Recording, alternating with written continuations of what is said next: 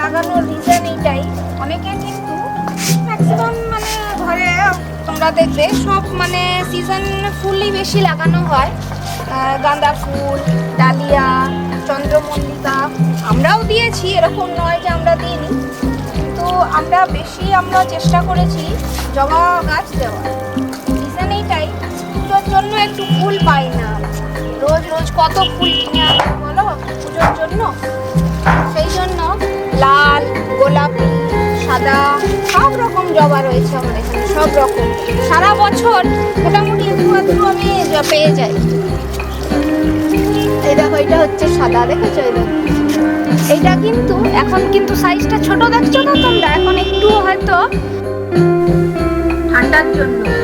কিছুদিন আগে কিন্তু বেশ এত বড় বড় ফুল ফুটছিল, আর মানে এত ফুল আমি তুলে শেষ করতে পারি না, আমি একেবারে তুলে শেষ করতে পারি না, মানে আমি গুনে গুনে তুলি।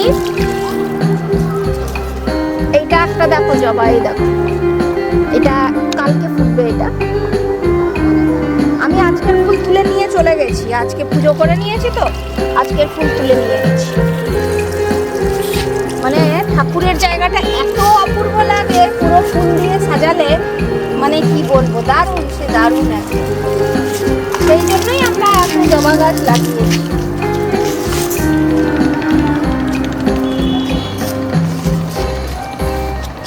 এই জবাটা দেখছো তো, এটা তো ফুল ফুটেছিল, আমি নিয়ে চলে গেছি। এটা পুরো লাল টকটকে একবার, ওই যেটা মানে মা কালীকে যেটা চড়ানো হয়, ওই জবাটাই।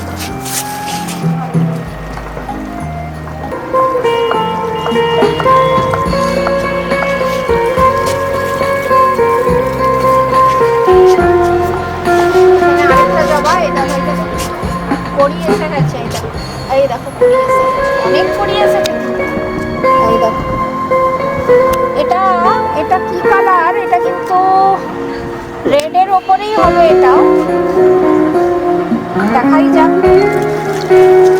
আর এই জবাটা দেখছো, এই জবাটা হচ্ছে, এটা হচ্ছে আমার সবচেয়ে ফেভারিট জবা, কারণ এত ছোট ছোট ফোটে আর দেখতে এত দারুণ লাগে যখন মানে পুরো গাছটা মানে ফুল হয় না।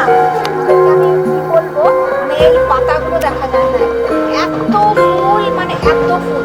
আমি 40-50টা ফুল তুলে নিই, তা সত্ত্বেও অনেক ফুল রয়ে যায়, আবার অনেক ফুল।